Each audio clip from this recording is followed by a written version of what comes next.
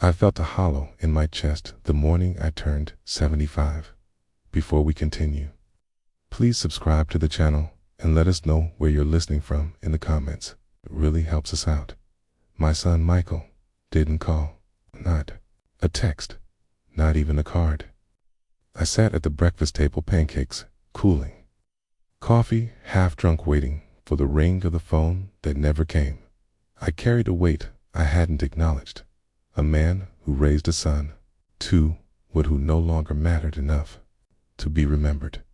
I used to think birthdays brought together families. Today, mine felt like a test I had failed. My daughter, Sarah, had still wished me well in the morning. She hugged me tight, tears in her eyes. Michael stayed silent inside. Something small broke a trust I had kept for over 4 decades. Began to crack. I looked down at my hands, trembling with age and disappointment. That evening, I did something I never dreamed I would. I picked up the phone and called the banker. I said one sentence, release the account effective immediately, and then I waited. More silence, except this time was mine by choice. I didn't expect the banker to ask any questions. His voice was calm, professional, just like mine. He confirmed the instruction. I hung up. That account. It wasn't ordinary. It was the trust fund I'd set up for Michael 20 years ago, built from years of saving, sacrifice, and careful investing. It was meant to help him when I was gone, but as I sat there alone on my birthday, I realized I was already gone from his life. You see, Michael hadn't always been like this. He was a bright kid, sensitive. We used to fix old cars together in the garage. He'd ask questions about engines and oil, and I'd tell him stories about my father and how he taught me the same way. It felt like we had something real, but that was long ago. Over the years, something in him changed. Maybe it was the pressure of work, or the woman he married, cold, sharp-tongued, always pulling him further away from us.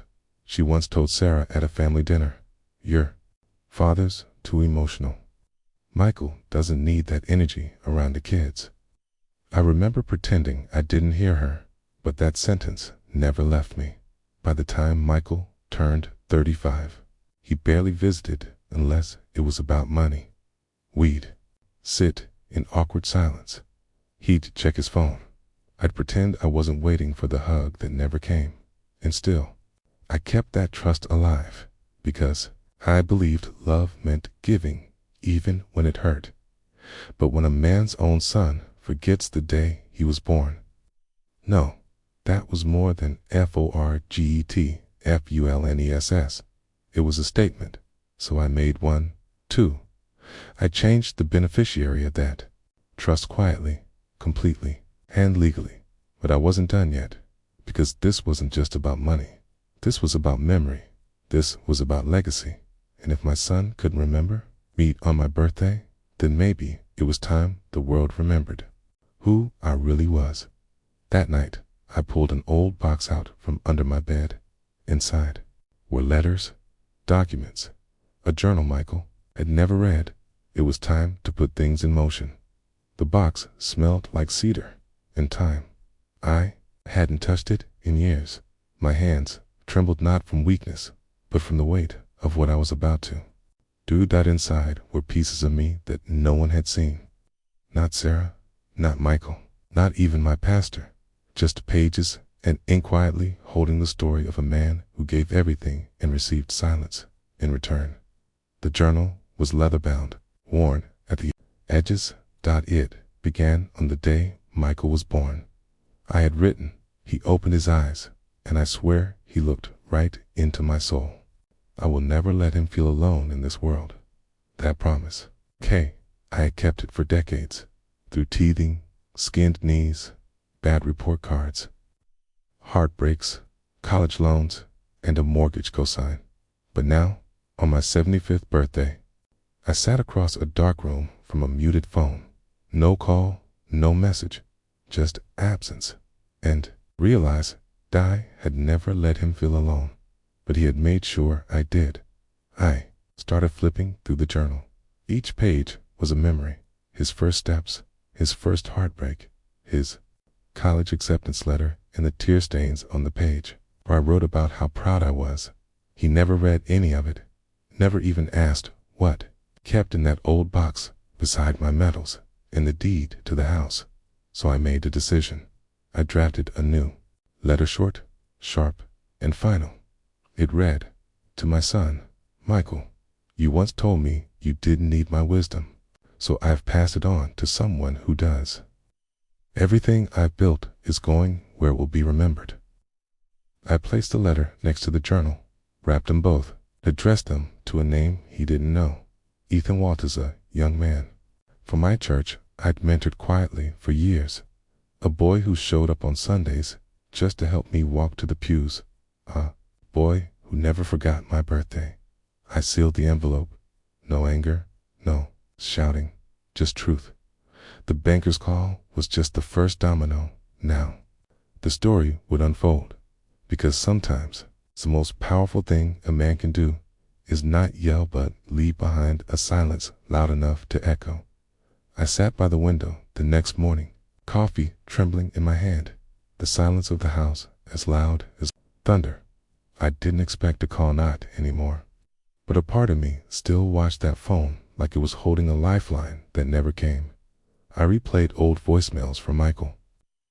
The last one had come months ago, after I'd wired him some money to cover an emergency he never explained. It was a rushed "thank you" half-hearted, like he was already onto the next thing. Now, on the other side of 75, I began to feel the weight of things I had never said. I wanted to call him. I wanted to ask, "Son, why?" But instead, I called the banker again. His name was Richard Caldwell. Good man, slow talker, probably my age or close. We'd met years ago when I was setting up the trust fund for Michael. I trusted Richard more than I trusted most people in my own family. When he answered, I didn't hesitate. "Richard," I said, "I need you to revise the beneficiary of the trust." There was a pause, then a soft, professional response. "Are you sure, Mr. Harris?" "I'm sure." He didn't push further. Instead, he asked for the name. I gave it to him, Ethan Walters. Richard chuckled softly. "The kid who walks you to your car after service?" "That's the one," I said. There was a long silence. Then Richard said something I'll never forget. "You know, I handle a lot of family accounts. Honest fathers want to punish their kids when they get disappointed. You're the first man I've met who simply, 'Let's go.'" I didn't reply, because it wasn't punishment. It was peace. That evening, I walked out to the old shed behind the house. There, under a loose floorboard, was a rusted metal box.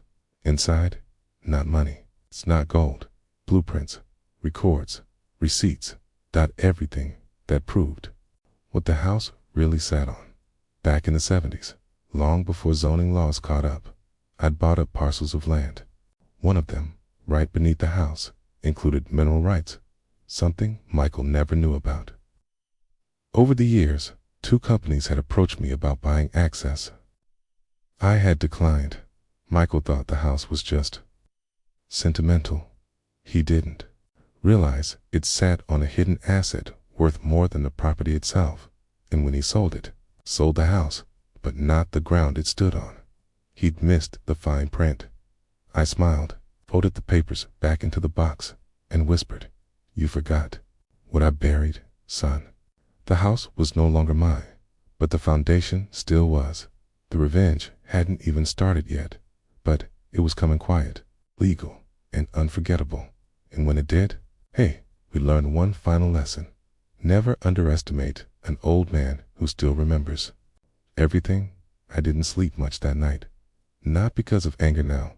That part of me had cooled down years ago. What kept me awake was something colder. Something quieter. Disappointment. It's a strange thing, really. Anger burns out fast, like paper in a fire. But disappointment, that settles in your bones. It takes up residence in the silence between words, in the empty chair at your birthday table, in the way a phone doesn't ring, Lying there in the dark, I thought about all the times I'd been there for Michael. Football games in the rain, late night fevers. The time his heart got broken in high school and he came home crying like he was 5 again. I sat with him until sunrise. I raised that boy with every ounce of love I had. His mother, God rest her soul, used to say he was my mirror. So when did my reflection turn away from me? Before we continue, please subscribe to the channel and let us know where you're listening from in the comments. It really helps us out. Back when I first started my construction business, I didn't have much. I built houses with my own hands, brick by brick, nail by nail. I missed birthdays. I worked Sundays, but I always made sure Michael had a warm bed and dreams that were bigger than mine ever were. He grew up thinking comfort was normal. That money just appeared, and I never told him how many nights I came home with splinters in my fingers and blisters on my back. Maybe that was my mistake. Maybe I made it too easy for him and my will. I had set aside nearly everything for Michael: the house, the trust, the land, even my old red Ford pickup, the one he said smelled too much like Dad. But now I was rewriting everything, not out of bitterness, out of clarity. Ethan, the boy from church who carried my groceries when my legs ached, he wasn't family by blood, but that boy checked on me every week without fail. He fixed my mailbox without being asked. He called me Mr. Harris, but more importantly, he listened. Michael had all the chances in the world to stay my son. Instead, became a stranger. And strangers don't get to inherit a lifetime of sacrifice. I took out a legal pad and started writing a letter. Not to Michael. Not yet. Whitaker greeted me with a firm handshake and led me into a quiet corner office. The documents were already laid out: trust deeds, beneficiary forms, final allocations. "I've followed your instructions to the letter," he said gently. "Your son and daughter have been removed as successors. Are you still comfortable with that?" I took a breath. "I gave them a lifetime to be kind," I said, my voice steady. They gave me silence. He nodded and slid the first paper toward me. Signing my name wasn't hard. What was hard was accepting that I meant it, that this wasn't just an old man throwing a tantrum after being forgotten. No, this was about truth and peace, and a man choosing how his life and legacy would end. We finished in less than 30 minutes. Everything was official. The trust now belonged to those who had shown up when no one else did. Ethan, the young man who mowed my lawn for free.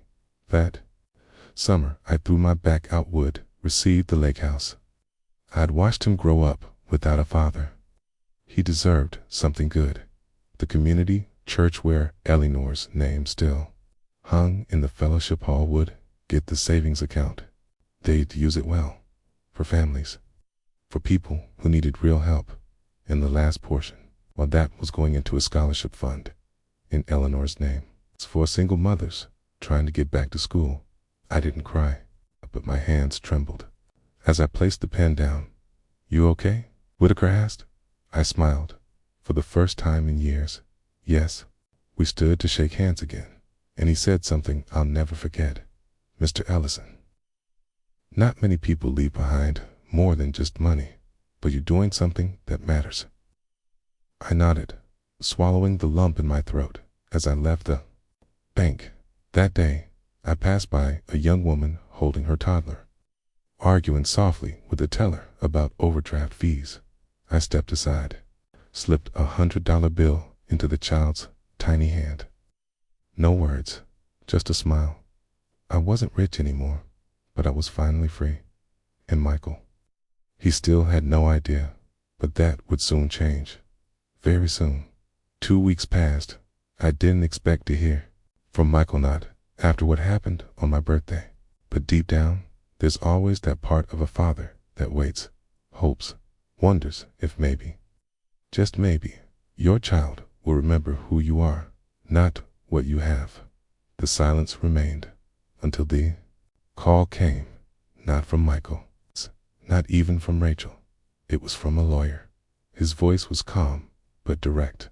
Said he represented Michael, K., and that there were urgent estate matters to be discussed. I chuckled under my breath. Of course, it wasn't my birthday, K. We remembered. It was the money. He asked if I was available to meet in person, said Michael. Had grown concerned about some of the financial shifts they'd noticed, particularly the trust, activity, and property changes. I agreed to meet. We set it for Friday. Neutral location. It's the same law office that handled Eleanor's will. I wore the same brown jacket. It still smelled like cedar as I walked into that conference room. I saw them both, Michael and Rachel Artie, seated across the long mahogany table. Michael looked older than I remembered, thinner around the temples. Rachel was dressed sharply, like always, purse perfectly aligned with her chair. Cold eyes. Michael looked surprised to see me smiling. "Hi, Dad," he said, with a hesitant nod. I nodded back. "Son," the lawyer began. He was polite but clear. Wanted to confirm recent activity, particularly the removal of Michael and Rachel as beneficiaries of the Ellison Trust. He talked about legal implications, next of kin, revocation clauses. I let him finish then, calmly. I reached into my pocket, pulled out a folded piece of paper. "Before we get too deep into this," I said, sliding it across the table, "you might want to read that." Michael opened it. His eyes scanned fast at first, then slowed. His brow furrowed. Rachel leaned in, reading over his shoulder. It was a copy of the final amendment, the notarized document, my signature, my choice. Michael looked up, his face drained. This can't be real."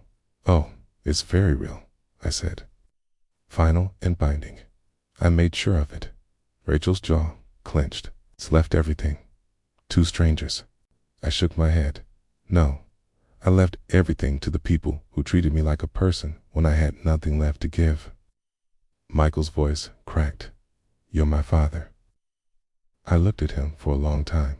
"Yes, I am." "But where were you when that meant something?" The lawyer cleared his throat. "Legally, there's nothing to contest. Everything was transferred properly, lest there's evidence of mental incapacity or coercion, which doesn't appear to be the case." Rachel stood abruptly. "This is insane. We could have helped you manage everything. You just needed to ask." I smiled faintly. "I asked Rachel many times. You just never answered." The room fell silent. Michael folded the paper again, laid it on the table like it burned his fingers. I stood to leave as I reached the door. I turned back. "This wasn't revenge," I said quietly. "It was a reckoning." Then I walked out, and for the first time in years, I didn't feel small. I felt certain. I thought that after the meeting, they'd leave it alone. They had the truth in black and white. They knew the trust was gone from their hands, transferred long before they even thought to check in on me. But silence isn't something selfish people, except they replaced it with noise. 2 days after that meeting, I started getting calls. Rachel first, then Michael, then an unknown number that turned out to be some financial advisor they had on retainer. They left voicemails, long ones, sometimes angry, sometimes sad, sometimes just, "Desperate Dad, this doesn't make any sense. Can we just talk? Why would you do this to your own son if you're not thinking clearly? This has to be fixable." One night, Michael left a message I'll never forget. His voice was low, tired. "You raised me better than this." I sat in the dark that night, listening to that line on repeat. I did raise him better than that, but at some point, he stopped listening. And when a grown man turns away from what he knows is right, that's not on the father anymore. Still, didn't sleep much that night. I found myself staring at old photo albums, Christmas mornings, baseball games, little hand-drawn cards with crayon lettering, "Best Dad Ever." And I asked myself, what changed? Maybe life got too easy. Maybe they thought I'd always be there, always giving, always forgiving. Maybe they mistook my love for weakness, and maybe till that was my fault too. The next week, Rachel showed up uninvited. I drove 3 hours without calling. I was sitting on the porch when I saw her car pull in. It was the same SUV she used to pick the kids up from school. I used to love watching them wave at me through the back window. She stepped out. No makeup, no show, just raw. "Can I come in?" she asked. I nodded once. We sat in the kitchen. I poured her coffee. She didn't touch it. "You really gave everything away?" she asked quietly. "I didn't give it away," I replied. "Passed it on." "Big difference." She swallowed hard. "Michael's not okay." I looked at her. "Neither am I." She looked down. Her voice shook a little. "You were always so quiet, so steady. I didn't think you'd ever cut us off like this." "I was steady," I said. "A silence isn't the same as approval." She blinked, taking that in. "I didn't come to fight," she said finally. "I just wanted you to know that." I nodded. She stood slowly, like she wanted to say something more, but couldn't find the words. At the door, I stopped her. "You know what's buried under that house?" I asked softly. She turned, confused. "No, what?" I smiled faintly. "Your history, my pain. It's something you should have cared about before you sold it." And with that, I closed the door, because sometimes the only way to teach someone a lesson is to let the silence speak louder than words. A strange thing happens when the noise finally fades. It's not peace, not right away. It's more like an echo, the kind that lingers long after the door's been shut and the voices have stopped. Rachel didn't call again. Neither did Michael, at least not for a while. I reckon they were regrouping, maybe talking to lawyers, maybe trying to find a loophole. I knew they would. That's what pride does. When it's wounded, it looks for another way in. But me, I just sat with it. I sat in my small, quiet house, made coffee the way I always did, walked slower than I used to, stared out the window more often. I thought a lot about time, how it slips through your fingers, how easy it is to lose track of it when you think you've got plenty. And I thought about the basement, not just what was buried there, though that was part of it, but what it meant, what it held, what I had hidden down there for decades, untouched, forgotten by everyone, even by me, until all this happened. The basement was never just a basement. It was memory, it was proof, it was the final card I had left to play. I hadn't even played it yet. You see, years ago, back when I was still working in construction, I helped a friend rebuild a historic home. The city had given him permission to salvage whatever he wanted from the teardown before the wrecking crew came. So we took wood, fixtures, bricks, and old steel filing cabinets from a law firm that used to stand on Main Street. One of those cabinets made it into my basement. Not much to look at. Rusted handles, heavy as sin, but inside were hundreds of original legal records from the 1940s through the 1980s.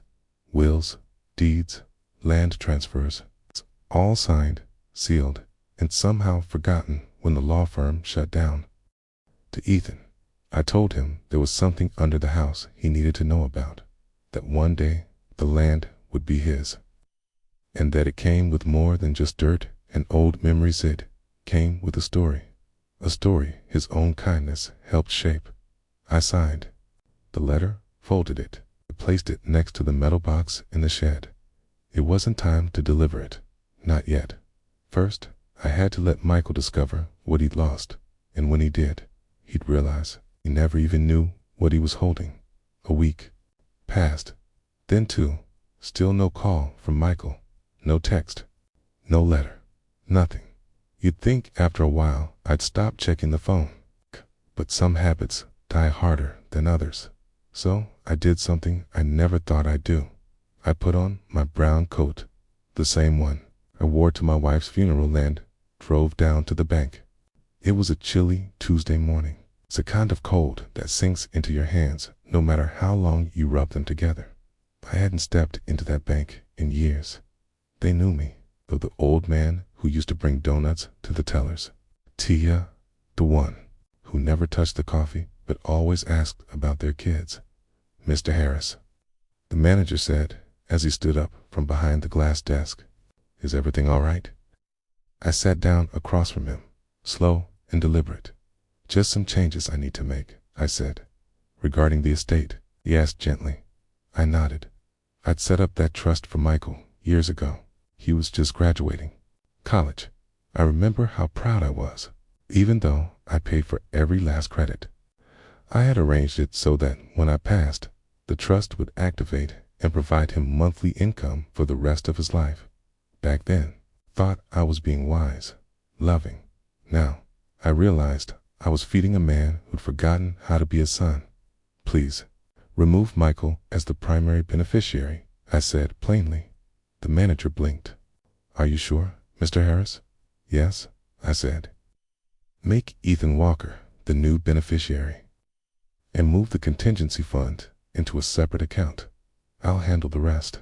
There was a pause, a soft silence, the kind where everyone knows a storm just shifted course. May I ask what happened? He said carefully. I looked him dead in the eye and smiled, not cruelly, okay, but calmly. My son didn't call me on my 75th birthday, I said. So I called the banker and said one sentence. His eyes widened just slightly. He didn't need me to repeat it. The paperwork took about 45 minutes. I signed each page, slow and steady. My hand didn't shake once. When it was done, I stood up, shook his hand, and thanked him as I stepped out into the cold air. Okay. I looked across the street at the diner Michael used to love as a kid. I used to take him there after Little League games. He always ordered a milkshake before dinner. Now, I doubted he even remembered it existed. I got in my truck, pulled out of the lot, and drove home. The documents were signed. The wheels were turning. I hadn't done it to hurt him, but some lessons require a little pain. And he was about to learn what silence can cost a man, especially the silence he gave to the one who gave him everything. The days that followed were unusually quiet. I didn't expect fireworks or guilt-driven phone calls, cold teary apologies, or sudden knocks at the door. But still, a small part of me hoped I kept the TV on in the evenings, not for watching, but for company. The house was too quiet otherwise. My wife's old clock still ticked in the hallway. That soft wooden tick-tock, echoing like footsteps that no longer came. I'd already made peace with a lot of losses in my life. Friends, siblings, my sweet Helen. But losing your son while he's still alive, that's a different kind of death. Before we continue, please subscribe to the channel and let us know where you're listening from in the comments. It really helps us out. Michael used to love Sundays when he was young. He'd sit in the pew beside me, legs too short to touch the floor. His head leaned against my arm during hymns. He was always so bright, so eager to be close. Now, Sundays came and went without even a text. I left his photo on the mantel beside a candle I never lit. I didn't change my will out of anger. Not at first. It was clarity that drove me. Cold, clear understanding that I had become invisible to the people I raised. I had given them more than money. I gave them time, patience, stories, songs, late-night drives, and early morning breakfasts. And yet, when the roles reversed, when I was the one who was older, slower, more quiet, they stopped showing up. They stopped remembering. Maybe it's easier to forget a father when he's no longer useful. Or maybe it's easier to forget him when you think he'll never do anything about it. But I was doing something. Every night I wrote in my notebook pages and pages of thoughts. Not angry words, but memories. Stories about Michael as a boy, my fears, my regrets, hard and near the back. I listed the changes I'd made at the bank. I made copies of every legal paper, every notarized form, every name and amount, not out of spite, but for truth. The truth needed to be written down, even if it hurt. One evening, I got a letter in the mail from Ethan, the boy I'd named as my new beneficiary. He didn't know about that, of course. Not yet. He just wrote to say thank you for helping him find a job after his father passed. He said he never forgot how I brought groceries to his mom every winter. He said I reminded him of his own dad, the way I sat quietly, listened, and meant what I said. I folded the letter slowly and placed it in the same drawer where I'd once kept Michael's drawings. There was more warmth than that single page, than in anything I'd gotten from my own son in 5 years. And that said everything the night of my 75th birthday.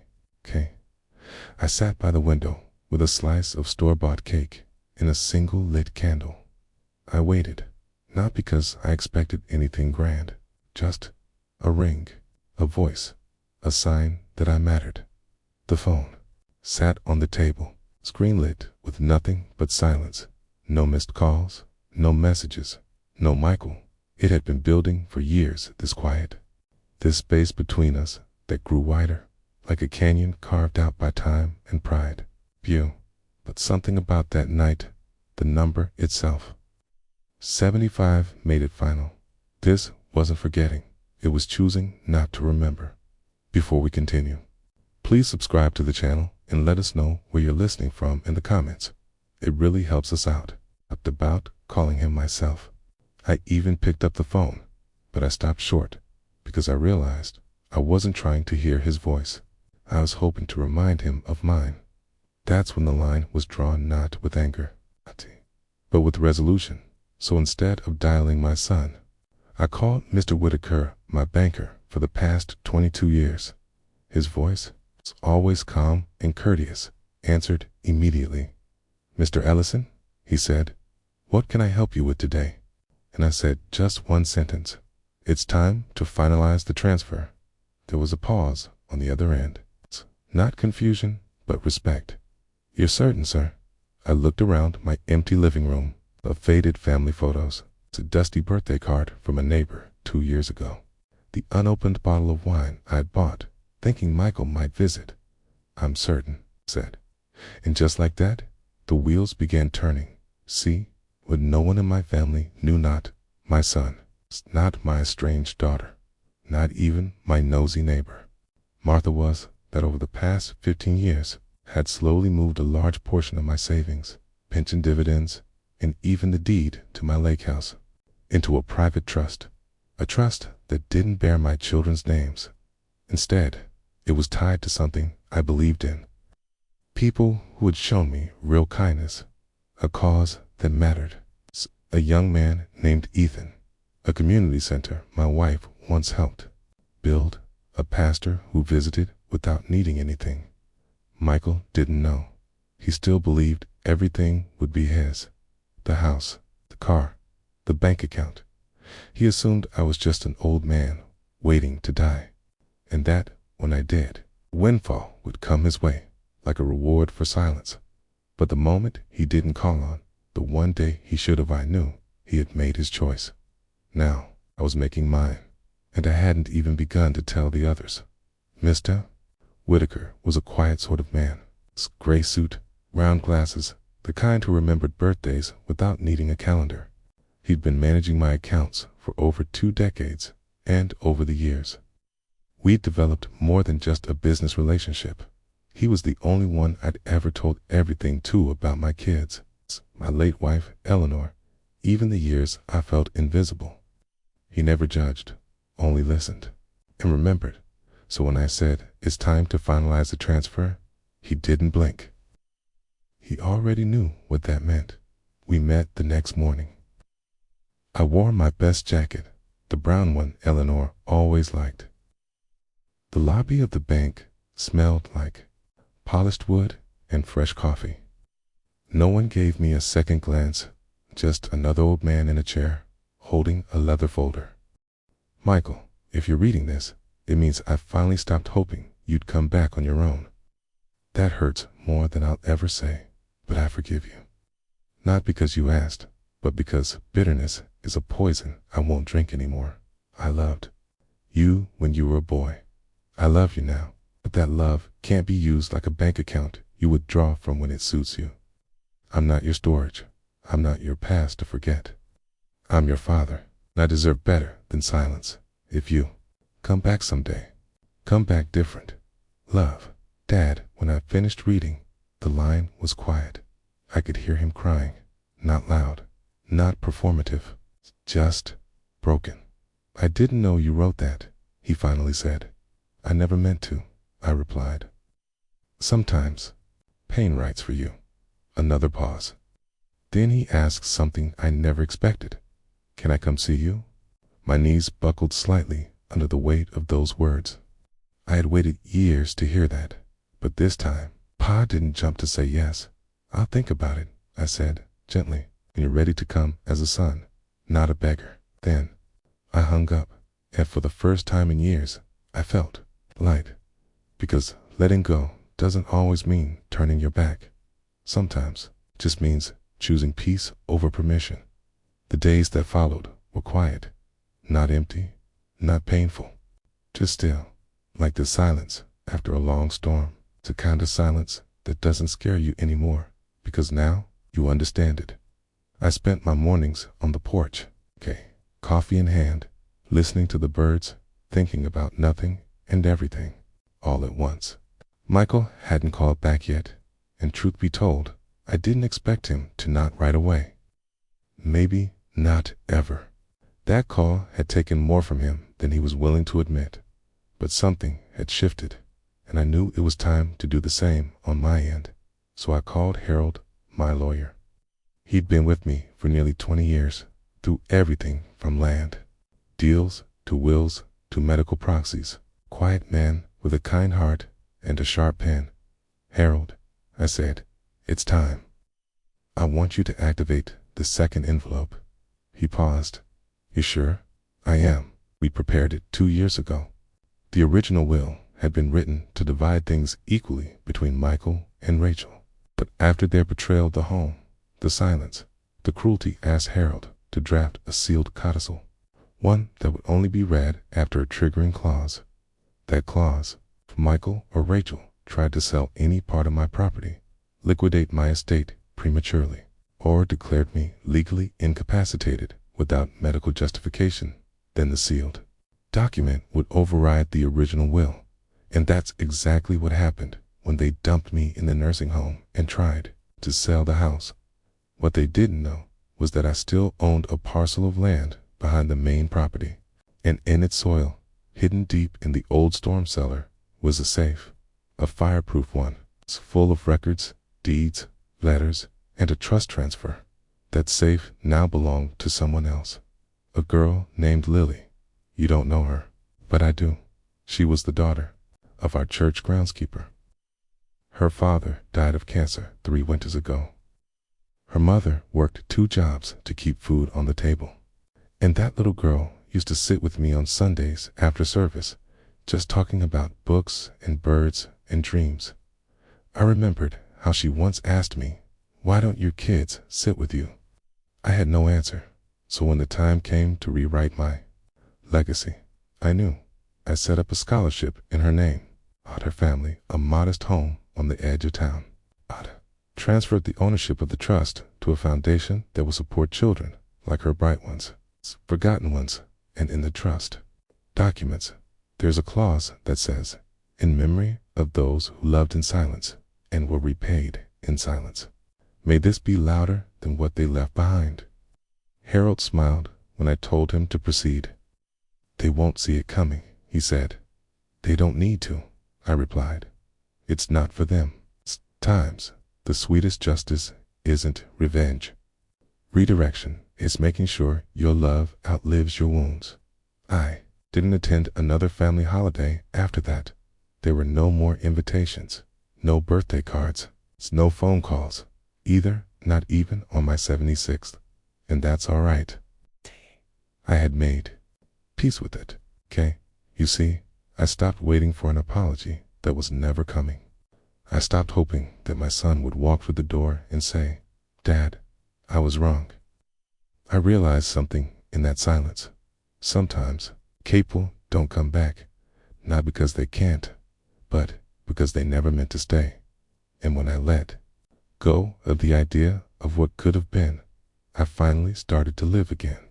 I spent that year putting things in order, gave the old church piano a fresh polish, and donated it in Ellen's name.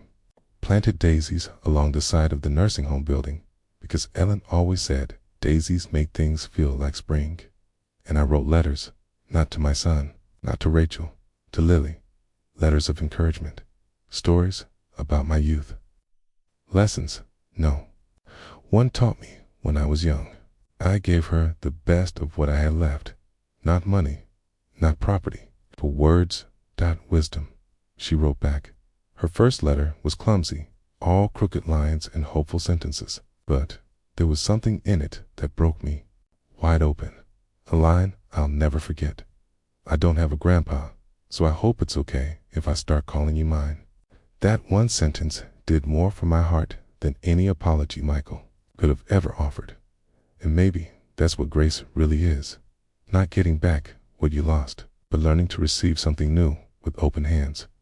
The last time I looked out from the porch, sun setting just behind the trees, coffee warm in my hands, I thought about legacy. Not the kind made of brick and stock portfolios, but the kind made of choices, and quiet strength, and what we leave in people's hearts. I may not be remembered by my own son, but somewhere in this world, a little girl with a future now bright and wide will grow up knowing that someone believed in her even when no one else did, and that is enough. I stood up a little slower than I used to, walked inside, and shut the front door behind me with a soft click. Not out of anger, not out of grief, just closure, because sometimes the most powerful goodbyes aren't spoken, they're lived. And my last line is this: you only lose what you cling to. If I let go, and I gained something eternal. I didn't ask God to punish them. I didn't even ask him to fix it. I just thanked him for keeping me strong when I felt invisible, for reminding me that even in silence, truth finds its voice. The next morning, I got a letter in the mail, handwritten, shaky cursive. It was from my granddaughter, Lily. Grandpa, I don't know what's going on. Mom's been crying a lot. She said something about the land and the house. But I just want to say, I miss you. Don't care about any of that stuff. Can I come visit you soon? That one cracked me open a little. I sat at the kitchen table with the letter in hand, and for the first time in a long while, I cried. Not out of pain, but because I realized maybe something good was still growing out of this wreckage. Children can be cruel, but grandchildren, they still see the good in you. They remember the bedtime stories, the porch swings, the steady hand on their shoulder when the world felt too big. I folded Lily's letter carefully and tucked it in my shirt pocket. Later that afternoon, the pastor from the church came by. He brought 2 young men with him, volunteers from the Veterans Outreach. They had heard about my donation, and they wanted to thank me in person. No one had to say a word. We just sat on the porch, drank lemonade, and watched the sun dip behind the trees I planted with my late wife, Margaret, all those years ago. Turns out, justice doesn't need to be loud. Sometimes it just needs to be seen. The next few days moved slowly, peacefully even. I spent most of my mornings reading, on the porch, in my evenings organizing old letters and photos. I was living on less, sure, but lighter somehow. The house might have been sold, but my hand still held the blueprint to something they could never buy. Dignity. Then came the call that shifted the air again. It was the bank. Mr. Whitmore, the voice said, polite, but a little tense. We've received an urgent inquiry from your son, Michael, regarding your trust holdings. He's requesting immediate clarification on the transfer clauses. I chuckled under my breath. Tell him, I said gently, that the terms are final, and that if he wants clarification, he can attend the reading of the addendum on Friday. He and Rachel are both named. Silence on the line. Then I muttered, yes, sir.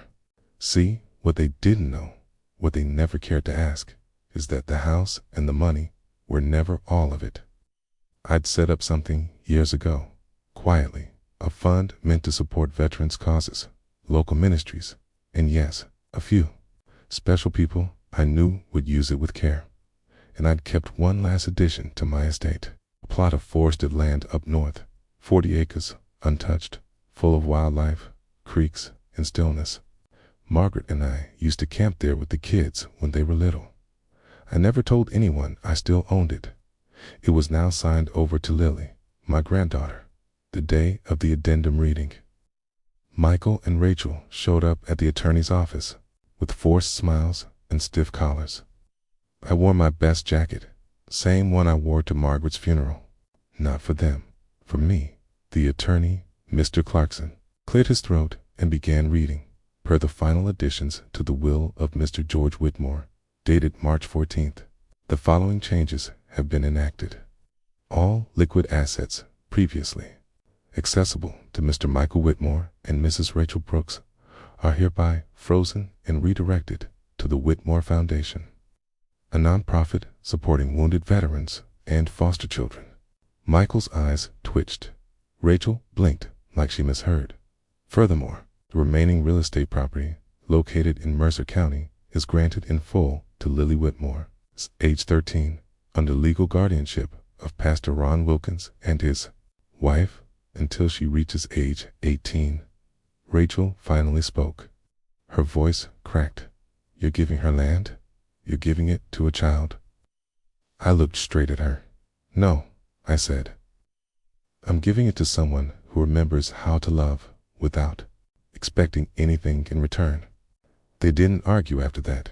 They just stared, shocked, speechless, as we exited the office. I paused in the hallway, turned, and gently said, sometimes a broken heart makes the clearest plans. Then I walked out into the sun. The world felt new again. You'd think that after all that, after hearing the will, realizing what I'd done, they'd call, apologize, maybe, shout, cry, something. But not that day, not the next, not even the week after, just silence. And, you know what? That silence said more than any words could. It told me they didn't regret what they'd done.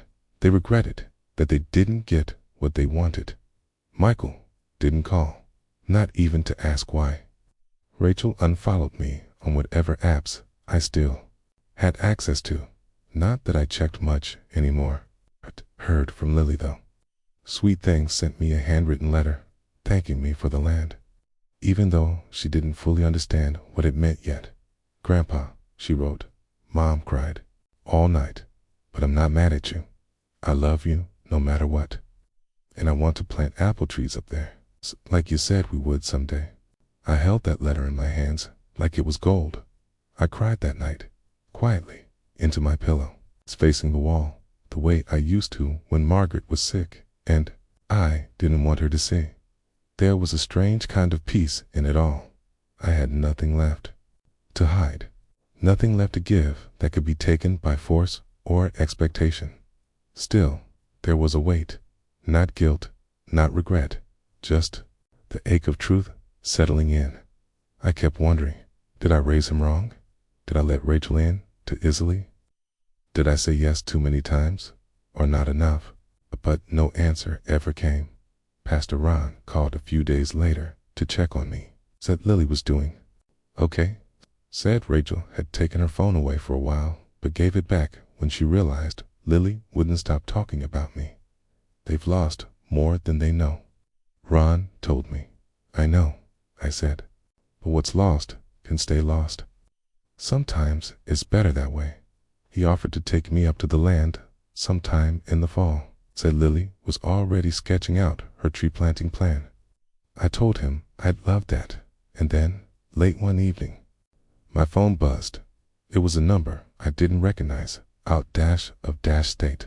I picked up. Dad. Michael's voice, weak, raspy, almost familiar. I didn't say anything at first. He started. I didn't expect you to go through with it. Still, I said nothing. I thought you'd forgive me. Like always. I leaned back in my chair, staring out the window, watching the last rays of light disappear behind the trees. I did forgive you, I said finally, but forgiveness doesn't mean forgetting. And it doesn't mean pretending like nothing happened. He went silent again. That silence, it wasn't power, it wasn't victory, it was just, sad Dad, I don't know what to say. I took a long breath. Then, don't say anything, son. Just listen for once. He stayed quiet on the line after I told him to listen. That, in itself, was a miracle. I could hear him breathing, shallow, unsure, and in that quiet, something softened in me, not because he deserved it, but because I needed it. Michael, I began, my voice barely above a whisper. Do you remember that night when you were 12? Okay. And you ran out into the rain because I told you we couldn't afford the new bike. He didn't answer. You were so angry, thought I was punishing you. Right. But what you didn't see was that I'd already ordered it. Right. And it was delayed because I couldn't pay. Express shipping. He finally muttered. I don't remember that. I do, I said, my throat tightening. Key, I remember every time I said no, and every time you thought it meant I didn't love you. Key, but son, saying no was the most loving thing I knew how to do. Still, silence. I'm not blaming you, I added gently, not completely. Life shaped us both. I made mistakes too. I let Rachel in too fast. I didn't question your distance because I was afraid of the answers. I thought if I stayed silent, maybe things would fix themselves. I paused, looking across the room at the dusty box on the shelf. Inside it, a letter. One I wrote years ago, a letter I never sent. I wrote something for you a while back, I said. Didn't mean to, just sat one night and let the pen move. Didn't think I'd ever share it, but maybe it's time. He gave a short, almost scoffing laugh. What's in it? My heart, I said. And some hard truths. I stood up slowly and walked to the shelf, opened the box, pulled the old yellowed envelope out with trembling fingers. Do you want to hear it? Yeah, he whispered. So I read it, word for word. I kept them, not to steal. I'd never touch what wasn't mine, but because something in me couldn't throw them away. I figured maybe someday someone would come looking for them. And, as it turns out, someone did. About 6 years ago, a woman named Linda from the county archives came knocking. She'd heard rumors about salvaged legal files tied to a land dispute her team was researching. I let her in, showed her the cabinet, and she just about cried. You have no idea what this means, she said. She called it historically priceless. That's when I realized this old junk in my basement was worth something. Not just in dollars, but in leverage. Legacy value. We struck a quiet deal. If ever I needed it, she'd help authenticate, catalog, and submit the documents for government preservation. And in doing so, secure my name on record as the one who restored and protected them. Turns out, my basement wasn't just holding dusty paper. It was holding something bigger than money, bigger than my house, bigger than my children's greed. And now I was almost ready to show them what they had really thrown away. But first, had one last phone call to make, because the quiet before a storm is only calm until you make a move that shakes everything. It was just past noon when I picked up the phone. I didn't call Rachel. I didn't call Michael. And I sure didn't call the lawyer. I called Linda, the woman from the county historical office. Her voice came through just as warm as I remembered. Mr. Whitaker, she said. You doing all right? It's all right as an old man can be. I chuckled. Then I paused. I think it's time. There was a silence, a sharp inhale. Time. For the records, time to let them see what they left behind. She didn't hesitate. I'll have the preservation team there in 2 days. I assume you'd like press involved. I didn't answer right away. I looked out the window at the sunlight stretching long over the grass. It was quiet. Still. Yes, I said. Let them come. That afternoon, I walked down into the basement. One more time. Dust hung in the air like memory. The cabinet sat right where it always had, tucked in the corner. I brushed off the top and ran my fingers over the rusted metal. Inside those drawers was proof of more than old legal transfers. Some of those files traced land ownership all the way back to the Great Depression properties, now worth millions. Properties tied up in disputes, lost heirs, forgotten lines, including one file that belonged to my father, a 1943 deed, to a piece of land outside Oak Ridge land we never knew we owned because the bank took the house when I was 10. I never told Rachel or Michael about that land. I never told anyone really. But Linda's team had traced it back, verified it, and with the records I held, that land was mine again, 20-3 acres. Forested, undeveloped, recently rezoned for commercial build-out, and Rachel had sold my house, thinking she'd stripped me bare. She thought she'd erased my name. 2 days later, 3 black SUVs pulled into my driveway. Linda stepped out with 2 members of the state's Historical Property Division and a man from the local paper. They came with gloves, sealed, folders, cameras, and a full documentation team. They spent 5 hours in my basement, scanning, cataloging, lifting file after file from the drawers like they were touching gold. Linda turned to me as they loaded the final box. "These will go into the public archives," she said. "Ted, and your name will be listed as a restorer and sole discoverer." Then she added with a smile, "We also found several estates that never named a beneficiary. The city will file claims, but a few may revert to next of kin. You might want to have your attorney take a look." Didn't smile back, not yet. Instead, I just asked her one thing. "Can you make sure this goes out in the local papers, along with my name and address?" She gave a soft laugh. "You sure you want your family to see this?" I nodded slowly. "Oh, they will," I said, "and they'll realize they never knew the half of what I built, or what they threw away. 'Cause this wasn't just about old documents. It was about legacy, about truth, and the storm hadn't even hit them yet." The Sunday paper came earlier than usual, and sure enough, there it was. Front page, bottom fold. Local man uncovers lost estate records worth millions hidden in basement files for 40 years. My name was there in bold. Thomas Whitaker, 75, retired local engineer. They even used an old photo of me. I looked a bit tired in it, but proud, grounded, solid. I poured myself a cup of coffee, folded the paper neatly, and waited. It didn't take long. By noon, I got my first text in weeks. "Rachel, Dad, we need to talk. Can we come by?" I didn't respond. 30 minutes later, a car pulled into the driveway. Rachel stepped out first, dressed sharp, too sharp for a Sunday. Michael followed, his face unreadable behind dark glasses. They didn't knock. They barged in like they still owned the place. Rachel stood in the middle of my living room, her voice sharp. "Why didn't you tell us? Why'd you hide something like that from your own family?" I looked at her for a long time. "Why didn't you call me on my birthday?" I asked quietly. She opened her mouth, then closed it. Michael jumped in. "This isn't about birthdays, Tom. This is about inheritance, about things that should have been discussed. You kept things from your children."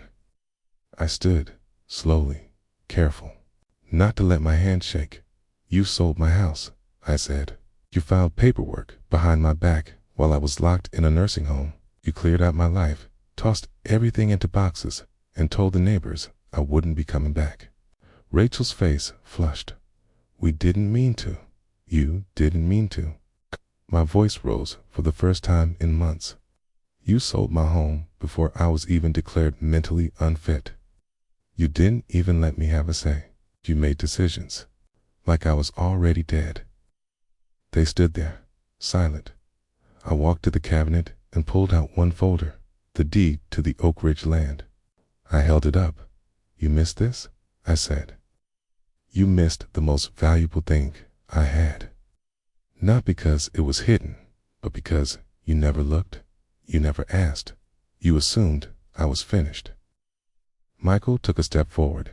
"That land is valuable. It should be split." I looked him dead in the eye.